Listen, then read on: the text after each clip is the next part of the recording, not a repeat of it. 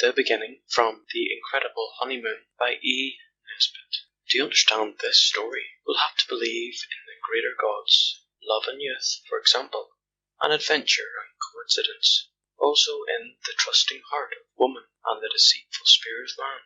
You will have to reconcile yourself to the fact that though daily you go to London by the 9:7, returning by the 5:15, and you have accustomed meals at 8, 1 and 6:30, there are those who take neither trains nor meals regularly, that, while nothing on earth ever happens to you, there really are on earth people to whom things do happen, nor is the possibility of such happenings wholly a matter of the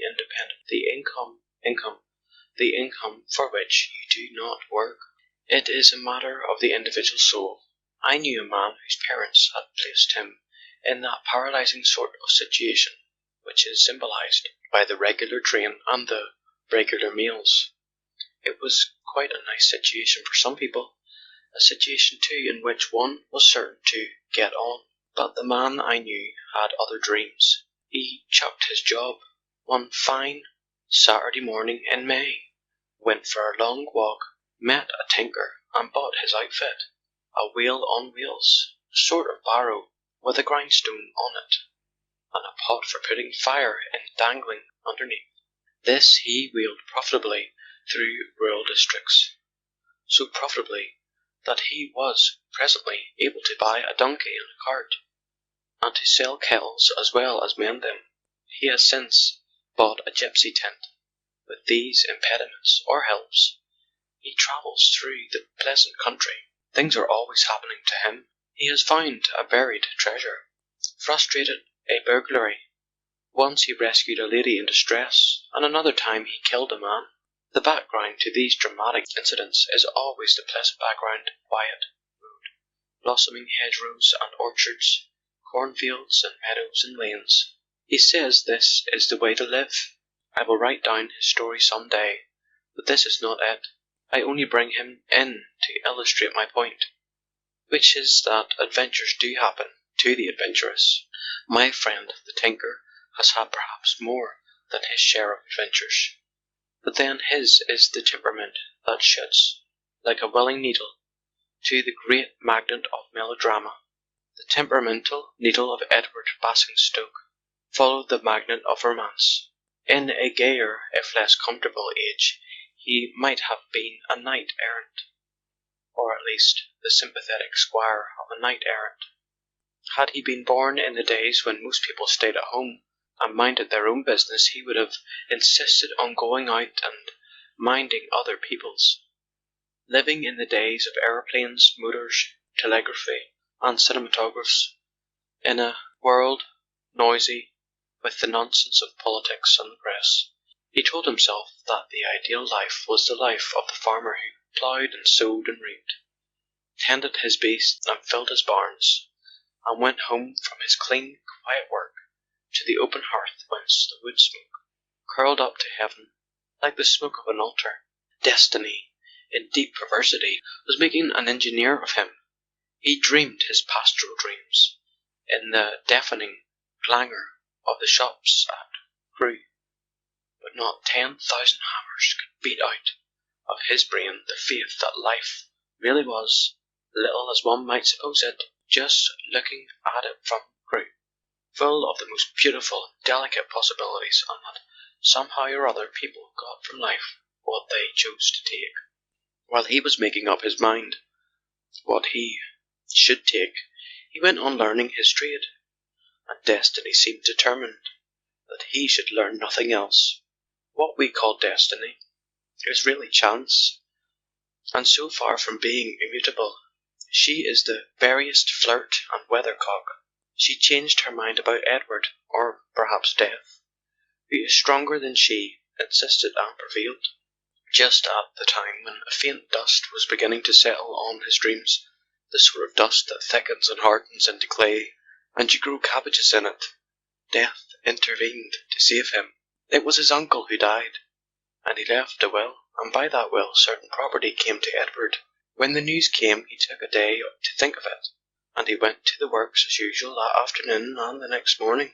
But next day at noon he laid down his tills and never took them up again. Instead he took a ticket to Oxford, appeared at the rooms of his friend, whom he surprised in slumber, and told his tale.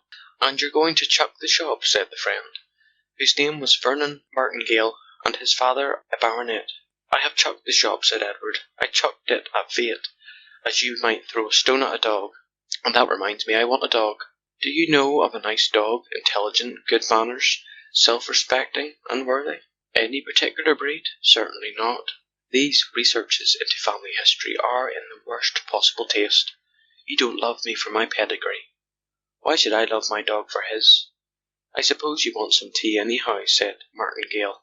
So they had tea, and talked cricket. "Any idea what you mean to do?" Martingale asked several times, and at last Edward answered him. "What I mean to do," he said, "is what I always meant to do. I mean to be a farmer, and hunt and shoot and grow flowers. I think I shall specialize on sunflowers. They are so satisfying." "More than you are," said Vernon. "Mean to say you're going to buy a farm and ruin yourself the moment you've got a few half-crowns to ruin yourself with?" "I'm going to be a farmer," said Basingstoke, "but first I'm going to see life." "Life? But you were always so—" "I mean that." Edward indicated the sunshine outside. "Not getting drunk and being disreputable. I can't think why the deuce Dickens that sort of beastliness is always called seeing life. As if life were all gas, and whining and electric light, and the things you don't talk about before ladies. No, my boy, I'm going out into the unknown, not into the night, because it happens to be afternoon, and I thought I'd just come and clasp that hand and gaze once into those eyes before I set my foot on the untrodden path of adventure. Farewell, Vernon of Martingale, good night and true.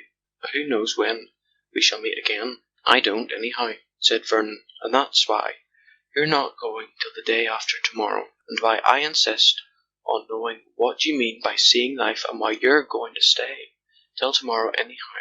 Heaven forbid that I should criticize another man's tastes," Edward sighed, "or deprive him of any innocent enjoyment. If you want me to stay, well, I'll stay till tomorrow. And as for what I mean by seeing life, well, I should have thought even you would have understood that. I'm going to get a stick, and a knapsack, and a dog, and a different kind of hat, and some very large boots with nails, and a new suit, only I shall wear it all night before I wear it all day. Oh, Vernon, can't you guess my simple secret? He calls a walking tour seeing life." Vernon pointed out. "And who's going with you, and where are you going?" "The Hartz Mountains, the Carpathians, Margate, Trouville." "What? The person who is going with me," said Edward, "is the dog whom we haven't yet bought. Come along out and buy him. As to where I'm going, I shall follow the most ancient of signposts, and I know that I can't go wrong." "You will follow my nose," Edward explained kindly, "that indicator of the place to be, the heaven-sent guide to beauty and to thee. Do you know, if you talk rot to the chaps at the works, they try to understand what you mean, like the Scotchmen, you know. They think they can understand anything, no matter how shallow.